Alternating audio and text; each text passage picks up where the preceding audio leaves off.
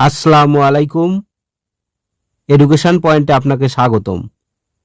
Education পয়েন্টের আজকের আয়োজনে থাকবে বাংলাদেশ বিষয়াবলী থেকে আসা 21তম থেকে 25তম বিসিএস পরীক্ষার প্রশ্ন উত্তর। 1 নম্বর প্রশ্ন, বাংলাদেশ সিভিল সার্জনের ক্যাডার সংখ্যা কতটি? বিসিএস ক্যাডার সংখ্যা 26টি। অ্যান্সার ঘ। 2 নম্বর প্রশ্ন, বাংলাদেশের সংবিধানের কোন অনুচ্ছেদ বলে রাষ্ট্র নারী, শিশু বা অনগ্রসর নাগরিকদের অগ্রগতির জন্য বিশেষ বিধান তৈরির ক্ষমতা পায়? বাংলাদেশের সংবিধানের 28 নং অনুচ্ছেদ অনুযায়ী রাষ্ট্র নারী, শিশু বা অনগ্রসর নাগরিকদের অগ্রগতির জন্য বিশেষ বিধান তৈরির ক্ষমতা পায়। অ্যান্সার খ।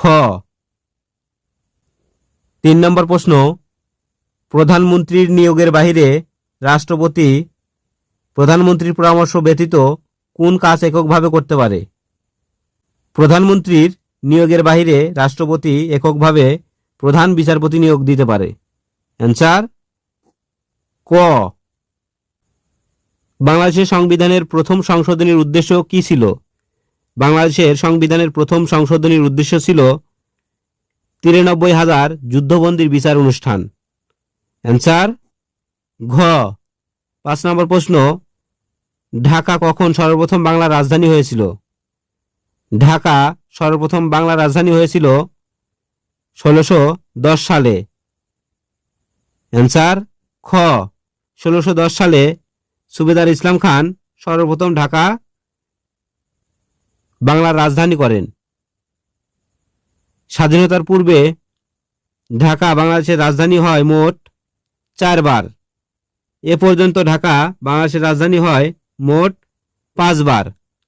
ঢাকা প্রথম রাজধানী হয় 1610 সালে, দ্বিতীয়বার রাজধানী হয় 1660 সালে, তৃতীয়বার রাজধানী হয় 1905 সালে, চতুর্থবার রাজধানী হয় দেশভাগের সময় 1947 সালে এবং সর্বশেষ পঞ্চমবারের মতো ঢাকা বাংলাদেশের রাজধানী হয় 1971 সালে। 6 নম্বর প্রশ্ন, যমুনা বঙ্গবন্ধু সেতুর পিলার কয়টি? যমুনা সেতু বা বঙ্গবন্ধু সেতুর পিলার সংখ্যা 50টি এবং স্প্যানের সংখ্যা 49টি। যমুনা সেতুর দৈর্ঘ্য 4.8 কিলোমিটার এবং প্রস্থ 18.5 মিটার। 7 নম্বর প্রশ্ন, বাংলাদেশ জাতীয় সংসদে কোরাম হয় কত সদস্যের উপস্থিতিতে? বাংলাদেশ জাতীয় সংসদে কোরাম হয় 60 জন সদস্যের উপস্থিতিতে, অর্থাৎ জাতীয় সংসদে কমপক্ষে 60 জন উপস্থিত থাকলে সংসদের কার্যক্রম চলবে। জাতীয় সংসদ ভবন কত একর জমির উপর নির্মিত? জাতীয় সংসদ ভবন 215 একর জমির উপর নির্মিত। অ্যান্সার খ। 9 নম্বর প্রশ্ন, জাতীয় সংসদের স্থপতি কে? জাতীয় সংসদের স্থপতি লুই আই কান। অ্যান্সার খ। তত্ত্বাবধায়ক সরকারের আইনটি জাতীয় সংসদে কবে পাস হয়? তত্ত্বাবধায়ক সরকারের আইনটি জাতীয় সংসদে পাস হয় 26শে মার্চ 1996 সালে। অ্যান্সার গ। ভারতের সাথে বাংলাদেশের পানি চুক্তি কোথায় স্বাক্ষরিত হয়? ভারতের সাথে বাংলাদেশের পানি চুক্তি স্বাক্ষরিত হয় ভারতের নয়াদিল্লিতে। অ্যান্সার গ। 12 নম্বর প্রশ্ন, পদ্মা ও যমুনা কোথায় মিলিত হয়েছে? পদ্মা ও যমুনা মিলিত হয়েছে গোয়ালন্দে। অ্যান্সার গ। 13 নম্বর প্রশ্ন, বাংলাদেশের প্রথম গ্যাস উত্তোলন শুরু হয় 1957 সালে। অ্যান্সার ক। 14 নম্বর প্রশ্ন, বাংলার ফরাইজি আন্দোলনের উদ্যোক্তা কে ছিলেন? বাংলার ফরাইজি আন্দোলনের উদ্যোক্তা ছিলেন হাজী শরীয়তুল্লাহ। অ্যান্সার খ। 16 নম্বর প্রশ্ন, ঐতিহাসিক 21 দফায় প্রথম দাবি কি ছিল? প্রথম দাবিটি ছিল বাংলাকে অন্যতম রাষ্ট্রভাষা করতে হবে। অ্যান্সার গ। 17 নম্বর প্রশ্ন, বাংলাদেশের সবচেয়ে বেশি বৈদেশিক মুদ্রা অর্জিত হয় আরএমজি থেকে, অর্থাৎ রেমিটেন্স গার্মেন্টস থেকে, তৈরি পোশাক থেকে। অ্যান্সার খ। 18 নম্বর প্রশ্ন, পার্বত্য চট্টগ্রাম শান্তি চুক্তি কবে সম্পাদিত হয়? পার্বত্য চট্টগ্রাম শান্তি চুক্তি সম্পাদিত হয় 2রা ডিসেম্বর 1997 সালে। 22তম বিসিএস পরীক্ষার প্রশ্ন উত্তর। 1 নম্বর, বাংলাদেশ ভারত গঙ্গার পানি চুক্তির মেয়াদ কত বছর? ভারত বাংলাদেশ গঙ্গার পানি চুক্তির মেয়াদ ছিল 30 বছর। অ্যান্সার গ।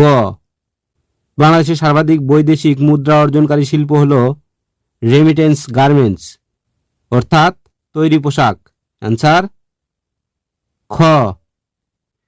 3 নম্বর প্রশ্ন, কুমিল্লার বোর্ড এর প্রতিষ্ঠাতা কে? কুমিল্লা বোর্ডের প্রতিষ্ঠাতা আক্তার হামিদ খান। অ্যান্সার খ। 6 দফা দাবি প্রথম কোথায় উত্থাপন করা হয়? 6 দফা দাবি প্রথম উত্থাপন করা হয় 5 থেকে 6 ফেব্রুয়ারি 1966 সালে লাহোরে।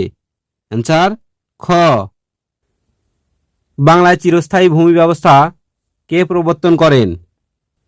1793 সালে লর্ড কর্নওয়ালিস বাংলার চিরস্থায়ী ভূমি ব্যবস্থা প্রবর্তন করেন। অ্যান্সার ক। বাংলাদেশের সবচেয়ে উত্তরের জেলা কোনটি? বাংলাদেশের সর্ব উত্তরের জেলা হল পঞ্চগড় জেলা। অ্যান্সার ঘ। সিলেট কোন নদীর তীরে অবস্থিত? সিলেট সুরমা নদীর তীরে অবস্থিত। অ্যান্সার ক। বাংলাদেশের লোকশিল্প জাদুঘর কোথায় অবস্থিত? বাংলাদেশের লোকশিল্প জাদুঘর অবস্থিত সোনারগাঁয়ে।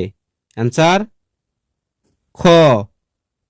বাংলাদেশের বিখ্যাত মণিপুরী নাচ কোন অঞ্চলের? বাংলাদেশের বিখ্যাত মণিপুরী নাচ সিলেট অঞ্চলের। অ্যান্সার ঘ। 10 নম্বর প্রশ্ন, মুক্তিযুদ্ধকালে বাংলাদেশকে কয়টি সেক্টরে ভাগ করা হয়? মুক্তিযুদ্ধকালে বাংলাদেশকে 11টি সেক্টরে ভাগ করা হয়। অ্যান্সার গ। বাংলাদেশ কোন সালে ইসলামী সম্মেলন সংস্থার সদস্যপদ লাভ করে? বাংলাদেশ ওআইসির সদস্যপদ লাভ করে 1974 সালে। অ্যান্সার গ। অমর্ত্য সেন কোন বিষয়ে গবেষণা করে নোবেল পুরস্কার পান? অমর্ত্য সেন দরিদ্র ও দুর্ভিক্ষ নিয়ে গবেষণা করে নোবেল পুরস্কার পান। অ্যান্সার ক। 13 নম্বর প্রশ্ন, বাংলাদেশ কতবার স্বস্তি পরিষদের সদস্যপদ লাভ করে? বাংলাদেশ জাতিসংঘের স্বস্তি পরিষদের সদস্যপদ লাভ করে 2 বার। প্রথমবার 1979 থেকে 1980 সাল এই মেয়াদে, দ্বিতীয়বার 2000 থেকে 2001 সাল মেয়াদে জাতিসংঘের স্বস্তি পরিষদের সদস্যপদ লাভ করে। 13 নম্বর প্রশ্ন নিয়ে কারো যদি কোনো কনফিউশন থাকে তাহলে অবশ্যই কমেন্টে জানাবেন। 14 নম্বর প্রশ্ন, বাংলাদেশ সরকারি কর্ম কমিশন সংবিধানে কত নং অনুচ্ছেদ অনুযায়ী গঠিত? বাংলাদেশ সরকারি কর্ম কমিশন 137 নং অনুচ্ছেদ অনুযায়ী গঠিত। অ্যান্সার খ। 15 নম্বর প্রশ্ন, জাতির জনক বঙ্গবন্ধু শেখ মুজিবুর রহমান জাতিসংঘের কোথায় বাংলা ভাষায় বক্তৃতা প্রদান করেন? জাতির জনক বঙ্গবন্ধু শেখ মুজিবুর রহমান সাধারণ পরিষদের অধিবেশনে বক্তৃতা প্রদান করেন। অ্যান্সার খ। আনুষ্ঠানিকভাবে স্বাধীনতার ঘোষণা জারি করা হয় কবে? আনুষ্ঠানিকভাবে স্বাধীনতার ঘোষণাপত্র জারি করা হয় 10 এপ্রিল 1971 সালে। অ্যান্সার ক। মুক্তিযুদ্ধের বিজয়ের দিন আত্মসমর্পণ অনুষ্ঠানে বাংলাদেশের পক্ষে প্রতিনিধিত্ব করেন কে? মুক্তিযুদ্ধের বিজয়ের দিন আত্মসমর্পণ অনুষ্ঠানে বাংলাদেশের পক্ষে প্রতিনিধিত্ব করেন গ্রুপ ক্যাপ্টেন এ কে খন্দকার। অ্যান্সার খ। কোন আরব দেশ সর্বপ্রথম বাংলাদেশকে স্বীকৃতি প্রদান করেন? ইরাক সর্বপ্রথম বাংলাদেশকে স্বীকৃতি প্রদান করেন। অ্যান্সার ক। বাংলা একাডেমির মূল ভবনের নাম কি ছিল? বাংলা একাডেমির মূল ভবনের নাম ছিল বর্ধমান হাউস। অ্যান্সার ক। ঢাকা বিভাগে কয়টি জেলা আছে? ঢাকা বিভাগে 13টি জেলা আছে। অ্যান্সার ঘ। ঢাকা বিশ্ববিদ্যালয় কবে প্রতিষ্ঠিত হয়? ঢাকা বিশ্ববিদ্যালয় প্রতিষ্ঠিত হয় 1921 সালে। অ্যান্সার ঘ। সতীদাহ প্রথা কত সালে রহিত হয়? 1829 সালে লর্ড বেন্টিং সতীদাহ প্রথা রোধ করেন।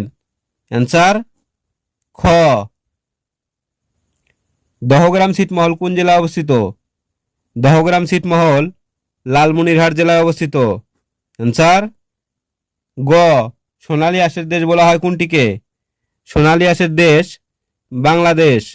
অ্যান্সার ঘ। বাংলাদেশ সিভিল সার্জনের ক্যাডার সংখ্যা কতটি? বাংলাদেশ সিভিল সার্জনের ক্যাডার সংখ্যা 26টি। অ্যান্সার ঘ। বাংলাদেশের সবচেয়ে বেশি বৈদেশিক মুদ্রা অর্জিত হয় রেমিটেন্স গার্মেন্টস থেকে। অ্যান্সার খ। মুক্তিযুদ্ধকালে বাংলাদেশকে কয়টি সেক্টরে ভাগ করা হয়েছিল? মুক্তিযুদ্ধকালে বাংলাদেশকে 11টি সেক্টরে ভাগ করা হয়েছিল।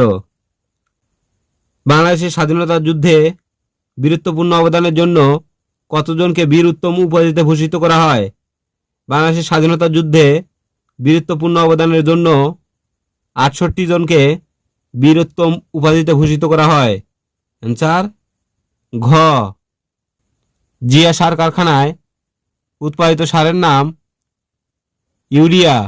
অ্যান্সার গ। বাংলাদেশের জাতীয় পতাকার ডিজাইনার বা মূল রূপকার কে? বাংলাদেশের জাতীয় পতাকার ডিজাইনার বা মূল রূপকার কামরুল হাসান। অ্যান্সার খ। 4 নম্বর প্রশ্ন, কোন উৎস থেকে বাংলাদেশ সরকারের সর্বোচ্চ রাজস্ব আয় হয়? মূল্য সংযোজন কর থেকে বাংলাদেশ সরকারের সর্বোচ্চ রাজস্ব আয় হয়। অ্যান্সার খ। বাংলাদেশের একমাত্র প্রবাল দ্বীপের নাম সেন্ট মার্টিন। অ্যান্সার ক। 6 নম্বর প্রশ্ন, সকল নাগরিক আইনের দৃষ্টিতে সমান এবং আইনের সমান আশ্রয় লাভের অধিকারী সংবিধানের কোন অনুচ্ছেদে বর্ণিত আছে? সংবিধানের 27 নং অনুচ্ছেদে বর্ণিত আছে সকল নাগরিক আইনের দৃষ্টিতে সমান এবং আইনের সমান আশ্রয় লাভের অধিকারী। অ্যান্সার ক। বাংলাদেশে মহিলা পুলিশ ব্যবস্থা চালু হয় 1974 সাল থেকে। অ্যান্সার ঘ। সম্প্রতি গার্মেন্টস সহ কপিতয় দ্রব্য বিনা শুল্কে কোন দেশে প্রবেশাধিকার পেয়েছে?